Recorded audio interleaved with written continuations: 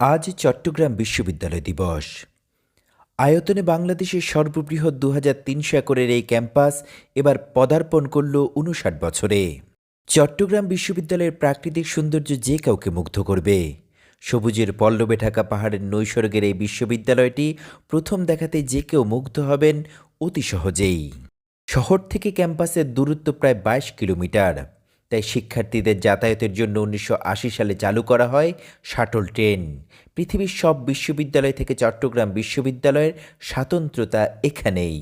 যুক্তরাষ্ট্রের San Francisco বিশ্ববিদ্যালয়ের শিক্ষার্থীদের পরিবহনের জন্য ছিল নিজস্ব ট্রেন, কিন্তু বর্তমানে তা বন্ধ থাকায় চট্টগ্রাম বিশ্ববিদ্যালয় পৃথিবীর একমাত্র শাটল ট্রেনের বিশ্ববিদ্যালয়।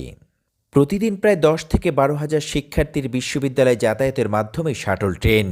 যাতায়াত ব্যবস্থাকে আরও সহজতর করতে বর্তমান প্রশাসনের আন্তরিক প্রচেষ্টায় আরও একজোড়া নতুন ট্রেন যুক্ত হয়েছে এ বহরে।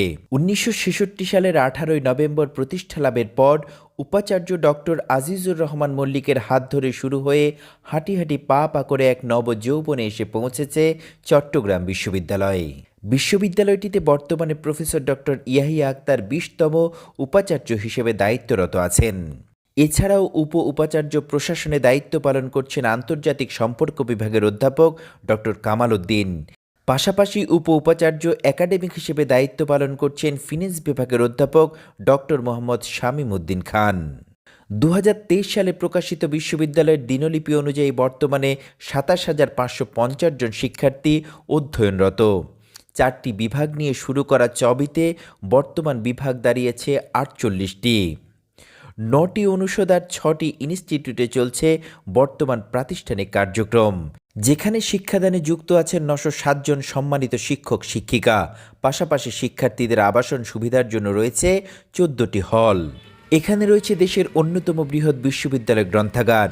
এই বিশ্ববিদ্যালয়টিতে অসংখ্য উল্লেখযোগ্য প্রাক্তন শিক্ষক শিক্ষিকা শিক্ষা গ্রহণ ও অধ্যয়ন করেছেন, যাদের মধ্যে বর্তমান অন্তর্বর্তী সরকারের প্রধান নোবেল বিজয়ী প্রফেসর ডক্টর মোহাম্মদ ইউনুস অন্যতম। এছাড়াও একাধিক ২১ পদক বিজয়ী অন্তর্ভুক্ত আছেন এ তালিকায়। মুক্তিযুদ্ধের ইতিহাসের সাথে জড়িয়ে আছে এই বিশ্ববিদ্যালয়টির গৌরবগাথা ইতিহাস। বাংলাদেশের স্বাধীনতা অর্জনের পূর্বে এই বিশ্ববিদ্যালয় তৎকালীন পূর্ব পাকিস্তানের প্রগতিশীল গণতান্ত্রিক আন্দোলনের কেন্দ্রবিন্দু হয়ে ওঠে। সে সময় বিশ্ববিদ্যালয়ের শিক্ষক ও শিক্ষার্থীরা বাঙালি জাতীয়তাবাদের উত্থান এবং বাংলাদেশের স্বাধীনতা অর্জনে কেন্দ্রীয় ভূমিকা পালন করেছিলেন।